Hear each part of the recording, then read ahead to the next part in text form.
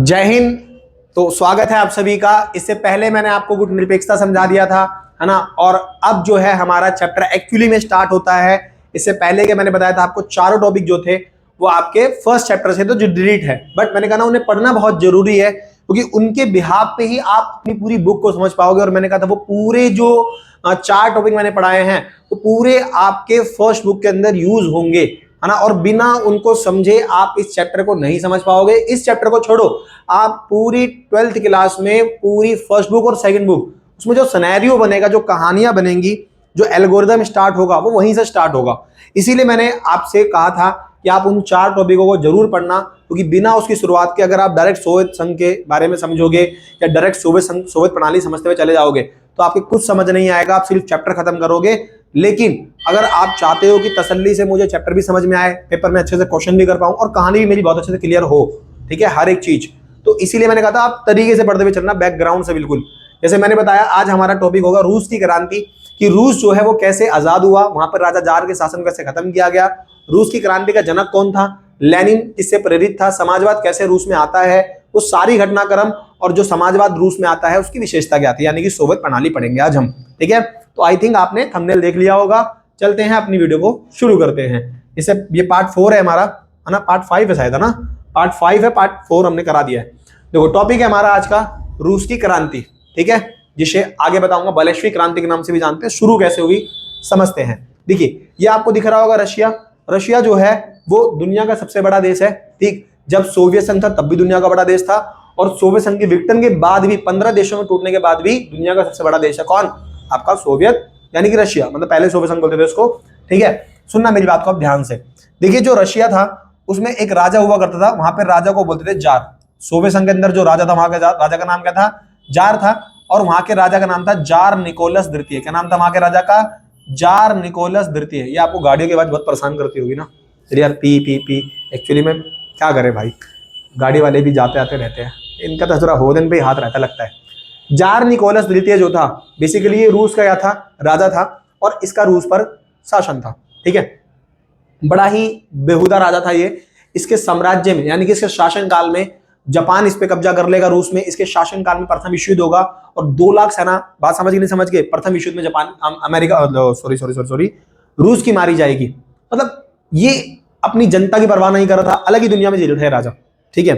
जनता की जो है इससे अपनी मांगे पूरी करवाने के लिए, है ना, इसके किले को घेरेगी, ये जनता को ही मरवा देगा। मतलब एकदम आप कह सकते हो फेल राजा था ये। होता क्या है कहानी की शुरुआत में बताता हूं ध्यान से। रूस के अंदर किसका शासन था, राजा जार का शासन था, है ना। और उन दिनों जापान जो है, कौन है आपका, जापान। ओ माय गॉड, इतनी तेज गाड़ी लेकर गया भाई साहब। तो उन दिनों जापान आपको दिख रहा होगा, ये ना जापान। जापान एक तगड़ा देश बन रहा था उस टाइम पे, ताकतवर देश बन रखा था। और आपने पढ़ा होगा 11th क्लास में कि जापान उस टाइम पर आक्रामक राष्ट्रवाद या फिर बहुत तेजी से आगे बढ़ रहा था उस टाइम पे जापान। और जापान की सेना बहुत तेजी से, आप समझ लो ना, अपने क्षेत्र, मतलब जापान पूरी दुनिया पे कब्जा कर रहा था, ठीक। उसकी मंशा भी थी पूरी दुनिया पे कब्जा करूं, एक ताकतवर देश बनूं, कौन, जापान। और बन भी जाता भाई, क्योंकि जापान की टेक्नोलॉजी, वहां के लोग, वहां के इंजीनियर बहुत आगे हैं, बहुत। आज भी जापान बहुत आगे है टेक्नोलॉजी में, तो आप उसकी टक्कर नहीं ले सकते टेक्नोलॉजी में, किसकी, जापान की। और जापान जो था ना, बात समझ गए, उसकी भी सनक थी एक टाइम पर, जैसे सिकंदर की थी, जैसे बाकी लोगों की थी ना, वैसे जापान की भी थी। तो जापान बेसिकली उस टाइम पर कब्जा कर लेगा। पहले किस पे कब्जा कर लेगा, मंचू पे। मंचू इधर कौन थे, चीन के लोग। अगर किसी की पिटाई पूछनी है तो चीन की पूछो। चीन को मंगोलियों ने बहुत मारा, फिर जापान ने भी चीन के मंचू लोगों को बहुत मारा, ठीक। और जापान ने चीन पे कब्जा कर लिया, और उसी टाइम पर जापान ने इधर कब्जा कर लिया, किधर, रूस पे। यहाँ रूस पे भी कब्जा कर लिया। और जब जापान ने रूस पे कब्जा कर लिया, कब की बात है ये, 1904-5 की। यानी कि मैं कहूं आपसे ध्यान से तो 1904 या 5 में, यानी कि 1904-5 के बीच में जापान ने कब्जा कर लिया, किस पे, रूस पे। और इस दौरान जब रूस पे कब्जा किया किसने, जापान ने, तो वहां के लोग जो थे वो कह रहे, बता कैसा राजा है जार, एक छोटा सा देश जापान कब्जा कर रहा है तो कुछ नहीं कर पा रहे रे, हैं, ये कैसा राजा है भाई तू, ठीक। मंचू जो है वहां के लोगों को तो इतना मारा जापान ने, इतना मारा कि मतलब अगर आपने चाइनीज भाषा बोल दी ना तो ये जीभ निकाल लेगा आपकी। मतलब ऐसा मारता था ना चाइना की, जापान की, भैया उसकी पिटाई देखकर आधी सेना सरेंडर कर देती थी कि भाई साहब इतना बुरा मारोगे क्या, हाँ, इतना बुरा कौन मारता है। जापान बहुत बुरा, उसकी सेना बहुत क्रूर थी, निर्दयी सेना थी जापान की, है ना। लेकिन भगवान के घर में देर नहीं, जापान के ऊपर परमाणु हमला हुआ। क्या हुआ, परमाणु हमला। और उसके बाद जब जापान ने लाशों का ढेर देखा, टोकन बटे थे वहां पे लाश जलाने के लिए, 15-15 हफ्ते हफ्ते लोग लाश लेके खड़े थे। जापान ने वो टाइम है और आज का टाइम है, कभी युद्ध नहीं देखा। उसके बाद कभी उसने युद्ध नहीं लड़ा, कभी। उन्होंने अपनी सेना को समाप्त कर दिया। समझ गए? क्लियर? तो जापान जो था बेसिकली वो रूस पे कब्जा कर लेगा, 4-5 के बीच में मंचू पे कब्जा कर लेगा। इधर जापान बहुत ताकतवर हो रहा था। लोगों का ये था कि भैया अगर जापान पर रशिया ने ध्यान नहीं दिया तो जापान और तेजी से आगे बढ़ेगा, ठीक। लेकिन यहाँ का जो राजा जार है वो अपनी जिंदगी में मस्त है, उसको अपने ऐशो आराम में मस्त है, उसको कुछ परवाह ही नहीं। और महंगाई बढ़ती जा रही है, जनता की इच्छाएं पूरी नहीं हो रही थी। वहां पर जो आप कह सकते हो ना मजदूरी की दर है, मजदूरों की जो मजदूरी की दर है वो कम हो रही थी, और मजदूर जो है यहाँ पे स्ट्रगल कर रहे थे। भाई क्या हो रहा है हमारे साथ, मतलब यहाँ से मजदूरों को पकड़ पकड़ के जापान ले जा रहा था। समझ गए? और यहाँ के मजदूर जो थे वो राजा जार के खिलाफ हो गए। उन्होंने बोला भाई एक महंगाई बढ़ रही है, छोटा तो जापान मार रहा है हमारे को, और तू कर क्या रहा है? समझ गए? चीजें तेरे बस की नहीं है क्या? तो यहाँ के मजदूर जो थे बेसिकली रूस के मजदूरों ने इकट्ठा होकर एक संघ बनाया। क्या बनाया? संघ। उसे बोलते हैं मजदूरों का संघ। क्या बना लिया उन्होंने? मजदूरों का संघ। और इस संघ यानी कि संगठन का नाम पड़ेगा बलेश्विक। क्या पड़ेगा? बलेश्विक पड़ेगा। बात समझ गए? यानी कि मजदूरों का जो ग्रुप बनेगा उसका नाम पड़ेगा बलेश्विक, और मजदूरों का ग्रुप था ये। यहाँ पे मजदूरों के ग्रुप ने एक संघ बनाया बलेश्विक, और ये लोग जाकर राजा जार के किले को घेर लेंगे। कौन? मजदूर। 1905 की बात थी। कब की बात थी? 1905 की। इन मजदूरों ने जाकर राजा जार के किले को घेर लिया और मांग करी कि भैया राजा जार हमारी स्थिति पर ध्यान दो, महंगाई कंट्रोल करो, मजदूरों की दर को बढ़ाओ, और मतलब मजदूरी की जो दर है उसको बढ़ाओ, ठीक है, और हमारी जो देश है उस पर आप ध्यान दो। राजा जार जो था वो ध्यान देने की बजाय, रूस जो है जापान से लड़ने की बजाय, उसने इन मजदूरों को संग को पीट दिया। जो मजदूरों के लोग थे, इन लोगों के ऊपर राजा जार ने अपनी सेना को आदेश दिया, और 22 जनवरी, कब? 22 जनवरी 1905 को, बात समझ गए, राजा जार की सेना आई और राजा जार की सेना ने मजदूरों को गोली मारना शुरू कर दी, और ये मजदूर जो मांग करने गए थे इनकी मांग पूरी कर दी और इनको ऊपर पहुंचा दिया। बात समझ गए? नहीं समझ गए? इसी को बोलते हैं खूनी रविवार। क्या बोलते हैं? खूनी रविवार। इस घटना को बोलते हैं ब्लडी संडे बोलते हैं इसको, ठीक। इसके बाद तो मजदूर गुस्सा हो गए, लेकिन करते क्या, वो कमजोर थे, समझ गए, है ना। और मजदूर जो थे अगर वो मांग करते तो राजा मारवा देता उनको। तो मजदूरों में यहां से रेवोल्यूशन आया 1905 से। कब आया? 1905 से। और मजदूर अपने राजा जार के खिलाफ होने लग गए। लेकिन राजा जार सेना की वजह से ताकतवर था, है ना, सत्ता पर कंट्रोल बनाए रखा। और इसी बीच कहानी में ट्विस्ट कब आएगा? अब चलते हैं थोड़ा सा बैकग्राउंड की तरफ। इधर जर्मनी में, है ना, इधर जर्मनी जो है, जर्मनी के अंदर एक विचारक हुआ करते थे जिनका नाम था कार्ल मार्क्स। जर्मनी के अंदर विचारक कौन थे? इनका नाम था कार्ल मार्क्स। बात समझ गए? ये फोटो दिख रही है आपको, ये किसकी है? कार्ल मार्क्स की। ये बाबा जी कौन है? ये बाबा जी हैं कार्ल मार्क्स। कौन है? Karl Marx. दुनिया के एक साउथ के हीरो लग रहे हैं मुझे तो। देख रहे हो केजीएफ मूवी के अंदर नहीं है जो गुंडे उंडे थे, वैसे नहीं है बिल्कुल ही, ठीक। बेसिकली ये कार्ल मार्क्स है। और जो कार्ल मार्क्स थे, बात समझ गए नहीं समझ गए, ये दुनिया के एकमात्र ऐसे व्यक्ति हैं जिन्होंने एक भी गोली नहीं चलाई, लेकिन इनके द्वारा लिखी गई पुस्तक, इनकी विचारधारा ने पूरी दुनिया में कत्लेआम मचा दिया था। समझ गए? क्लियर? मतलब इनकी बुक को पढ़ पढ़ के ना लोगों ने मारा है एक दूसरे को। आपने 11th क्लास में पढ़ा होगा चीन के अंदर, बात समझ गए नहीं समझ गए, क्लियर है, कि चीन के अंदर एक व्यक्ति आते हैं, उनका नाम था सन यात सेन। आज समझ रहे हो? वो भी किससे प्रभावित थे? इन्हीं से, कार्ल मार्क्स से। लाइब्रेरी के अंदर उन्होंने बुक पढ़ ली थी कार्ल मार्क्स की, ठीक। एक दिन लाइब्रेरी में बुक को साफ कर रहे थे, एकदम उनके हाथ लग गई, और वो लाइब्रेरी के अंदर बुक साफ किया करते थे सन यात सेन। उन्होंने भाई साहब चाइना को अलग कर दिया, समझ गए, चाइना में रेवोल्यूशन लिया है, ठीक। तो वही Karl Marx, basically Karl Marx ने 2 बुक लिखी थी, ध्यान रखना इनकी 2 बुक बहुत इंपॉर्टेंट है ना, पता होनी चाहिए। ये सब आपको बुक में पढ़ने को नहीं मिलेगा अपनी, ठीक है ना, स्कूल में टीचर बताते हैं। कार्ल मार्क्स की 2 बुक थी, एक का नाम था कम्युनिस्ट मैनिफेस्टो। क्या नाम था? Communist manifesto.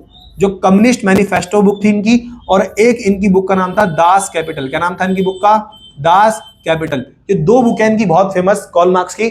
और इसी कम्युनिस्ट बुक के अंदर इन्होंने समाजवाद यानी कि साम्यवाद को समझाया था। किसको समझाया था? साम्यवाद को समझाया था। बेसिकली समाजवादी अर्थव्यवस्था या साम्यवाद को समझाया था। इसी में उन्होंने थ्योरी दी थी कम्युनिज्म की। किसकी? कम्युनिज्म की थ्योरी दी थी। किसने? Karl Marx. और ये कार्ल मार्क्स कहां के थे? जर्मनी के।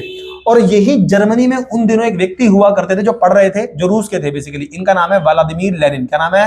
Vladimir Lenin. अब ये जो लेनिन है, बात समझ गए, ये उस टाइम पर शरण ले रखी थी जर्मनी में, और जर्मनी के अंदर स्टडी कर रहे थे कौन? लेनिन, जो रूस के थे, समझ गए। और लेनिन जर्मनी के अंदर हुआ करते थे, और लेनिन ने जर्मनी में पढ़ाई के दौरान किसको स्टडी कर लिया? कार्ल मार्क्स को। और लेनिन जो है वो कार्ल मार्क्स की विचारधारा से इतना प्रभावित हुआ कि उसने कहा कि भैया मैं अब जो है ना आगे चलकर कार्ल मार्क्स की विचारधारा को बढ़ाऊंगा, आगे फैलाऊंगा, समझ गए। तो कहते हैं लेनिन ने यहीं पर जर्मनी में किसको स्टडी कर लिया? कॉल मार्क्स को, और वो कॉल मार्क्स से समाजवादी विचारधारा कम्युनिज्म से बहुत प्रभावित हुए, और लेनिन जो है वो यहां से जाकर फिर रूस में जाते हैं, ठीक। और रूस के अंदर लेनिन वहां के लोगों को अपने पक्ष में करते हैं, लोगों को समाजवादी विचारधारा के बारे में बताते हैं और कहते हैं कि जब सरकार हमसे टैक्स ले रही है तो हमारी आवश्यकताएं पूरे करने का काम भी सरकार का होना चाहिए। अगर हमसे सरकार 30% टैक्स ले रही है, समझ गए, और हमारे लिए कुछ काम नहीं कर रही है ना, हम कहते हैं फिर टैक्स क्यों दे, हम उसको क्यों दे भाई टैक्स। जब हम टैक्स दे रहे हैं तो हमें अच्छी सड़कें मिलनी चाहिए, हमें सुविधाएं मिलनी चाहिए। हम टैक्स भी पे कर रहे हैं और हमें सुविधा नहीं मिलेगी क्या? तो इन्होंने कहा अगर हम सरकार को 70% टैक्स देते हैं, 30% खुद रखते हैं, तो सरकार की जिम्मेदारी बनती है कि वो हमारी सारी आवश्यकताओं को पूरा करे, और सरकार को करना भी चाहिए। सरकार ऐसी होनी चाहिए जो जनता की इच्छाओं को पूरा करे, यानी कि समाजवाद, कि सरकार का काम हो हर चीज की आवश्यकताओं को पूरा करना जनता की, जनता को रोटी कपड़ा मकान देना, सड़कें बनाकर देना, यातायात देना, टेक्नोलॉजी देना, समझ गए, मतलब जनता की सारी इच्छा सरकार पूरी करे, और बदले में क्या ले, टैक्स। समझ गए, क्लियर है। जनता भी टेंशन फ्री, सरकार के ऊपर अपना सारा थोप दिया, सरकार अपना काम कर लेगी उससे टैक्स लेकर, समझ गए, क्लियर।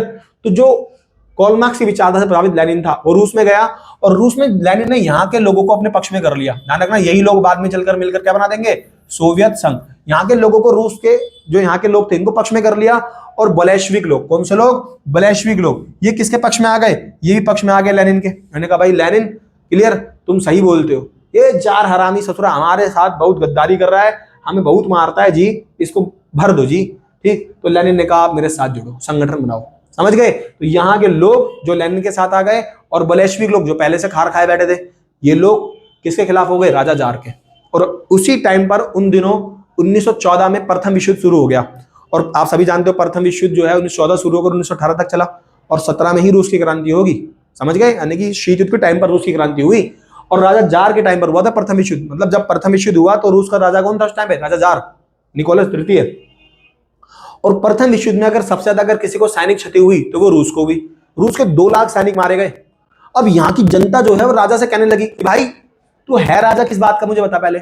वे सुअर, तेरे ही शासन काल में छोटा सा देश जापान हम पे कब्जा कर ले रहा है, प्रथम विश्व युद्ध में 2 लाख सेना मारी जा रही है, महंगाई बढ़ी हुई है, जनता की आवश्यकताएं पूरी नहीं हो रही, किस बात का राजा है तू, ससुरे, ठीक। तो इसके बाद लेनिन जो था उसने लोगों को इकट्ठा किया, और 1917 में, कब, 1917 में एक क्रांति कर दी, उसी को बोलते हैं रूस की क्रांति। क्या बोलते हैं उसमें, रूस की क्रांति। कब हुई, 1917 में। किसने, लेनिन ने की, समझ गए। इसी क्रांति का नाम क्या पड़ेगा, रूस की क्रांति। कब होती है, 1917 में, समझ गए। और इस क्रांति में राजा जार के किले को ये लोग मजबूती से और ताकतवर, और पूरे बहुत सारी जनता आ जाती है, घेर लेते हैं, और घेर कर राजा जार को मार देते हैं, बड़ा सदोरा। और इस तरह राजा जार के शासन को 17 में रूस की क्रांति से उखाड़ फेंका जाता है, दैट कॉल्ड रूस की क्रांति। इसी क्रांति को एक और नाम से जाना जाता है, बलेश्विक क्रांति। क्या बोलते हैं इसी को, बलेश्विक क्रांति। बात समझ गए, नहीं समझ गए? तो बलेश्विक क्रांति क्यों बोलते हैं, याद करो, मैंने अभी बताया आपको, क्योंकि बलेश्विक क्या है, मजदूरों का संघ है। इसी मजदूरों के संघ ने तो साथ दिया था उसका। तो रूस की क्रांति का जनक कौन है, लेनिन। ये रहा लेनिन, ये कौन है भाई साहब, ये भाई साहब है आपके लेनिन, समझ गए, क्लियर है। ये कौन है, ये है लेनिन, समझ गए। और इन्हीं लेनिन को रूस की क्रांति का जनक कहते हैं, और यही बनेंगे रूस के संस्थापक, लेनिन, व्लादिमीर लेनिन, समझ गए, क्लियर। तो लेनिन जो है वो रूस की क्रांति करते हैं। रूस की क्रांति को बलेश्विक क्रांति के नाम से भी जाना जाता है। कब होती है, 1917 में। समझ आ रही है मेरी बात, क्लियर है। अब जो ये रूस की क्रांति होती है, इस रूस की क्रांति के बाद राजा जार के शासन को खत्म किया जाता है ना।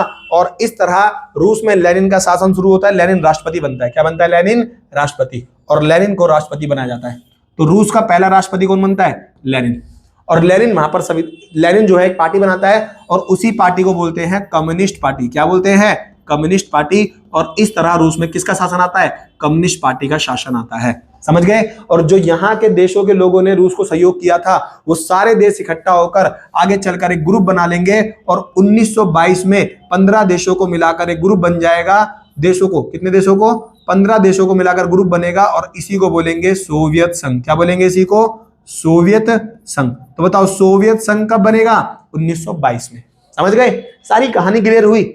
अब बताओ, अगर आप एक लाइन पढ़ लो सिर्फ, क्लियर, सपोर्ट मटेरियल में, कि रूस की क्रांति 1917 में हुई, तो भैया इतना ही तो जान पाओगे, क्रांति किसने की, क्यों हुई, कैसे शुरू हुई, क्रांति का जनक कैसे माना गया लेनिन को, लेनिन कहां से पढ़कर आया था, लेनिन किसकी विचारधारा से प्रेरित था, कम्युनिस्ट मैनिफेस्टो क्या था, वो बुक किसने लिखी थी, ये सब कब जानोगे, जब चीजों को तसल्ली से, धैर्य से पढ़ोगे, समझ गए, क्लियर।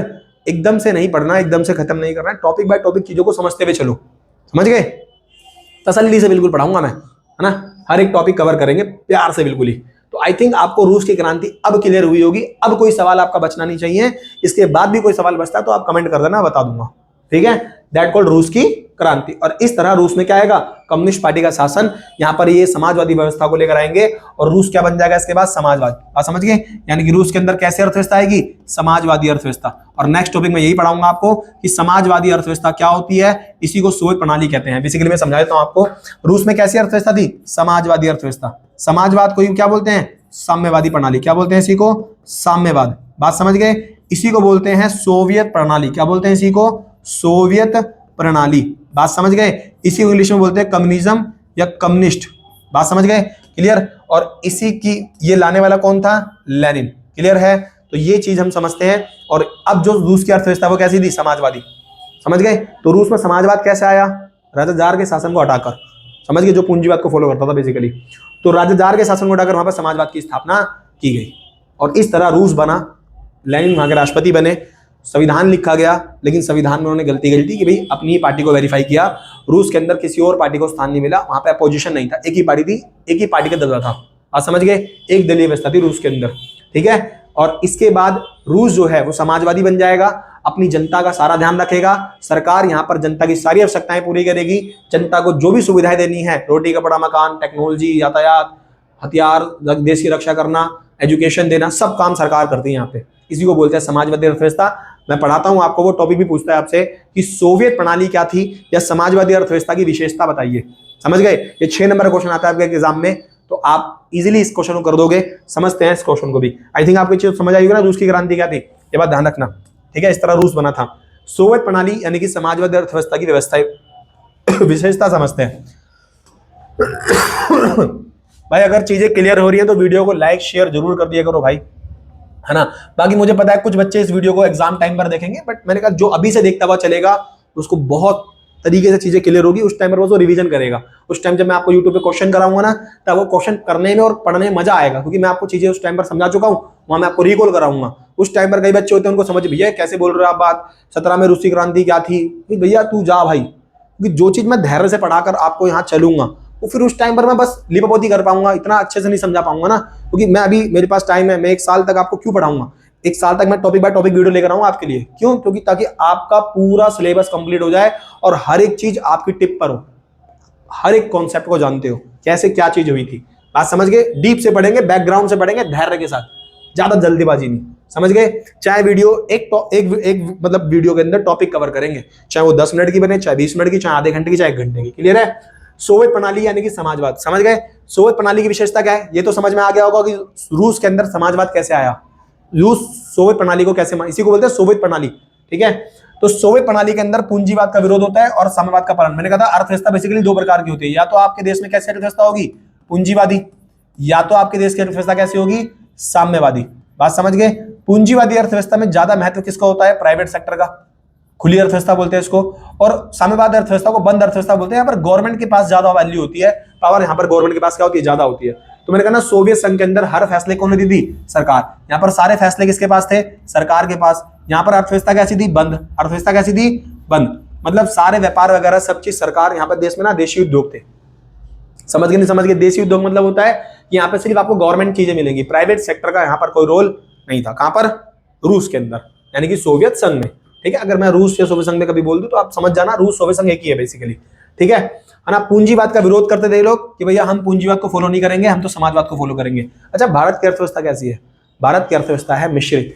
भारत के अंदर पूंजीवाद भी फॉलो किया जाता है और साम्यवाद भी फॉलो किया जाता है। हमारे देश में प्राइवेट सेक्टर भी है, गवर्नमेंट सेक्टर भी है। हमारे भारत में प्राइवेट स्कूल भी है, गवर्नमेंट स्कूल भी है, प्राइवेट अस्पताल भी है, गवर्नमेंट अस्पताल भी है, प्राइवेट व्हीकल भी है, गवर्नमेंट व्हीकल भी है। समझ गए, क्लियर। कुछ चीजें लेकिन हमारे देश में गवर्नमेंट है वो प्राइवेट नहीं हो सकती, जैसे आर्मी हमारे देश के अंदर प्राइवेट नहीं हो सकती। समझ गए, आप अपनी थोड़ी प्राइवेट आर्मी बना लोगे, ये बात ध्यान रखना, ठीक। तो मैंने कहा ना नियोजित अर्थव्यवस्था, तो रूस के अंदर अर्थव्यवस्था कैसी थी, नियोजित थी, यानी कि यहां पर मैंने बताया ना सारे फैसले कौन लेती थी, सरकार। समझ गए, यहां पर देश के अंदर कहां सड़कें बननी है, कहां स्कूल बनना है, ये सब योजना बनाने का काम कौन था, सरकार का था। अर्थव्यवस्था योजनाबद्ध थी, कौन हमारे साथ व्यापार करेगा, किस देश का जो सामान है हमारे देश में बिकेगा, रूस किसके साथ व्यापार करेगा नहीं करेगा ये सब डिसाइड कौन करती थी? वहां की सरकार। समझ गए? क्लियर? पाकिस्तान हमसे हथियार खरीदेगा नहीं खरीदेगा हम डिसाइड करेंगे। हमारे देश का वस्तु अमेरिका के पास जाएगी नहीं जाएगी हम डिसाइड करेंगे। दैट कॉल्ड बंद अर्थव्यवस्था। यहाँ पर हर किसी को परमिशन नहीं होगी, जिसे हम देंगे वही आ सकेगा। बस समझ गए नहीं समझ गए? क्लियर है? इसीलिए ध्यान रखना भारत ने, और यहाँ पर हर काम करने के लिए एक आयोग था। क्या था? आयोग। आयोग मतलब प्लानिंग कमीशन था यहाँ पे एक। समझ गए? यहाँ पर सारे काम सोच समझ के किए जाते थे, प्लानिंग कमीशन था। इसीलिए ध्यान रखना क्वेश्चन ही पूछता है कि भारत ने योजना आयोग का आइडिया कहां से लिया था? वो रूस से ही लिया था, सोवियत संघ से कॉपी किया था हमने भी। समझ गए? जैसे आपने पढ़ा होगा ना बहुत सारी, जैसे मौलिक अधिकार हमने कहां से लिया? अमेरिका से। तो वैसे ही हमने योजनाबद्ध अर्थव्यवस्था चलाने का आइडिया कहां से लिया था? सोवियत संघ से ही लिया था। बात समझ गए? यहाँ की अर्थव्यवस्था नियोजित थी, सारे फैसले सरकार लिया करती थी। कहां पर क्या चीज करनी है, कहां पुल बनाना है, कहां अस्पताल बनाना है, कहां सड़क बनानी है, सब सरकार के द्वारा होता था, सब सरकार सोचती थी। समझ गए? क्लियर? कम्युनिस्ट पार्टी का दबदबा, मैंने पढ़ाया ना सोवियत संघ में किसका दबदबा था? कम्युनिस्ट पार्टी का। एकमात्र यहाँ पर यही पार्टी थी। यानी कि अगर मैं कहूं कि सोवियत संघ में व्यवस्था कैसी थी, तो आप बोलोगे भैया सोवियत संघ के अंदर एक दलीय व्यवस्था थी। कैसी व्यवस्था थी? एक दलीय व्यवस्था थी।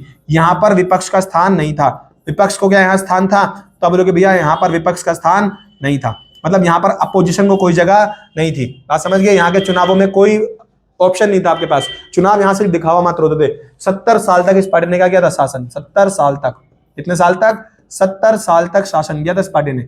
इसी को बोलते हैं कम्युनिस्ट पार्टी का शासन। समझ गए? हालांकि यही चीजें बाद में गलती बन जाएंगी सोवियत संघ की, क्योंकि यहाँ के नेताओं में आगे चलकर ना भ्रष्टाचार बहुत ज्यादा बढ़ जाएगा। समझ गए? यहाँ के नेताओं में ना एक फीलिंग आ जाएगी कि हम चाहे काम सही करें चाहे ना करें, हमें तो भैया कोई हटा ही नहीं सकता, तो ये करते ही नहीं थे। फिर यही तो गलती बन जाएगी इसकी।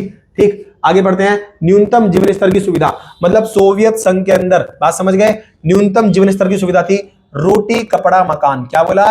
रोटी कपड़ा मकान, ये सब मुहैया कराना, स्वास्थ्य सुविधा मुहैया कराना, एजुकेशन देना लोगों को, ये सब काम यहाँ पर कौन करती थी? सरकार। न्यूनतम मतलब होता है जीवन जीने के लिए जो बेसिक नीड है उनको फुलफिल करने का काम यहाँ पर कौन करती थी? सरकार। समझ गए? इसी को बोलते हैं न्यूनतम जीवन स्तर की सुविधा। क्योंकि यहाँ की अर्थव्यवस्था कैसी है? समाजवादी। यहाँ की सरकार चाहती थी कि सबको बराबर रखा जाए, सबको साथ लेकर चला जाए। इसी को बोलते हैं समाजवादी अर्थव्यवस्था, जहां सबको साथ लेकर चला जाता है। कोई अमीरी गरीबी नहीं होती, किसी के साथ भेदभाव नहीं किया जाता, सबको बराबर अवसर दिए जाते हैं। समझ गए? तो सोवियत संघ की अर्थव्यवस्था में यही चीज थी। ठीक, रोटी कपड़ा और मकान, जनता, सरकार जो है वो जनता की आवश्यकताओं को पूरा करने का काम करती थी। बेरोजगारी का ना होना, बात समझ गए? ध्यान रखना, बेसिक नीड पूरी करेगी। कहीं आप बोलो सरकार मुझे कार खरीद के दे, सरकार मुझे ऐसे भैया मेरे घर पे आके इलाज कर दे, ना भाई ना, ऐसा नहीं होता था। मतलब सरकार वहां पर सबके लिए बराबर काम करती थी। समझ गए? सरकारी अस्पताल बनाना जहाँ पे सबका इलाज होगा, ठीक, सरकारी स्कूल सब पढ़ेंगे समानता पे, तो वो चीजें थी वहां पे बेसिकली। ठीक है ना? बेसिक नीड पूरी करने का। बेरोजगारी नहीं थी वहां पर, रोजगार देना काम किसका था? सरकार का, क्योंकि भैया प्राइवेट सेक्टर है ही नहीं वहां पे, सब चीज गवर्नमेंट है, तो रोजगार कौन देगी? सरकार देगी। लोगों को आप कह सकते हो अवसर कौन देगी? अवसर मतलब जॉब कौन देगी? सरकार देगी। तो ये सब सरकार के ऊपर था, वहां के अंदर बेरोजगारी नहीं थी, क्योंकि सरकार लोगों को रोजगार दिया करती थी। अगर रोजगार नहीं दे रही है सरकार, तो लोगों को रोजगार गारंटी अधिनियम दे देगी भाई, कि भैया तुमको हम महीने में 10 दिन काम दे देंगे, साल में 100 दिन काम दे देंगे। जैसे भारत के अंदर भी तो है मनरेगा। सरकार ने क्या बोल रखा है कि वो लोग जो अकुशल है, मतलब जिनके पास कोई काम धंधे का एक्सपीरियंस नहीं है ना, जिनके पास कोई नॉलेज नहीं है, पढ़ाई लिखाई नहीं है, उन लोगों को गांव में देखा होगा मनरेगा के तहत उनको सरकार साल में 100 दिन का काम देती है ना, उनकी तनख्वाह वगैरह बांध देती है। तो चलो साल में 100 दिन तो काम मिल जाता है, बाकी दिन वो अपना खेती वेती कर लेते हैं। ठीक है? उन्नत संचार प्रणाली, यानी कि सोवियत संघ के अंदर सरकार टेक्नोलॉजी के अंदर बहुत आगे था सोवियत संघ, साइंस के अंदर बहुत आगे था, साइंस और टेक में बहुत आगे था, और उसके बाद स्पेस वगैरह के अंदर तो भैया सोवियत संघ सबसे पहला देश था। समझ गए? स्पेस वगैरह वाला। ठीक है? स्पेस वगैरह के अंदर भी बहुत तगड़ा देश था। कौन? सोवियत संघ, है ना? वहां पर टेक्नोलॉजी अच्छी थी, कम्युनिकेशन बहुत तगड़ा था सोवियत संघ के अंदर, मतलब संचार प्रणाली बहुत तगड़ी थी इनकी। ठीक है? बाकी आप कह सकते हो कि सोवियत संघ के अंदर पिन से लेकर कार तक बनाई जाती थी, मतलब उनकी जो टेक्नोलॉजी थी, जो अर्थव्यवस्था में सब चीजें थी बहुत अच्छी थी, पिन से लेकर कार तक। बात समझ गए नहीं? पिन से लेकर कार तक बनाई जाती थी। समझ गए? मतलब ये बताता है कि वहां की जो टेक्नोलॉजी है वो बहुत उन्नत थी बनना। समझ गए? इन सब चीजों में आगे था। हथियार बहुत बनाता था सोवियत संघ, मतलब एक टाइम तो ऐसा भी आया कि सोवियत संघ ने सारा पैसा हथियारों में लगा दिया। जैसे भारत भी आज के टाइम पर आपने देखा होगा ना, अभी हम पाकिस्तान के साथ जो हमारा वॉर हो रहा है उसके अंदर हमें S-400 मिसाइल का यूज करें। हमने सबसे ज्यादा किस मिसाइल का यूज किया? पाकिस्तान। जो पाकिस्तान अभी डरा हुआ था वो इसी मिसाइल डरा हुआ था। पाकिस्तान ने जो युद्ध विराम लगाया है, वहां के जो लोग कह रहे हैं कि ना पाकिस्तान के कि हमारे डर से जो भारत है उसने युद्ध विराम लगा दिया। अब सुअर चमकादड़ो, तुम पिटोगे, समझ गए। S-400 पूरा पाकिस्तान क्रॉस करके अफगानिस्तान मार देंगे मिसाइल।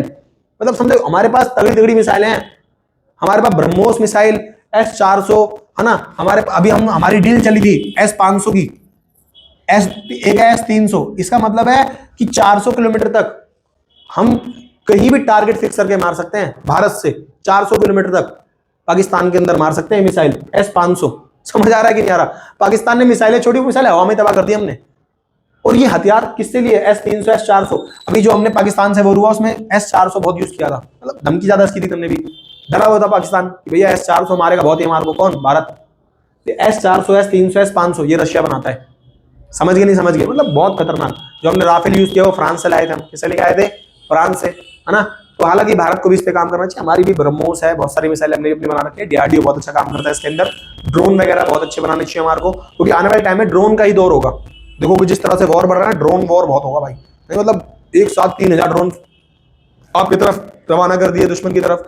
तो भैया ये मिसाइलें हैं जो दुश्मन को घर में घुस के मार देती हैं। ये मिसाइलें हथियारों में तो भैया रूस बहुत आगे। दुनिया में सबसे ज्यादा परमाणु हथियार किसके पास है? रूस के पास। मतलब उस बंदे ने अपना सारा पैसा, सारा दिमाग एक टाइम पर कहां लगा दिया था? हथियारों में। समझिए बहुत ताकतवर देश है रूस हथियारों में। तो AK-47 रूस की ही है। मतलब बहुत टेक्नोलॉजी में बहुत आगे है रूस। भारत दुनिया का दूसरा बड़ा खरीदार है रूस का।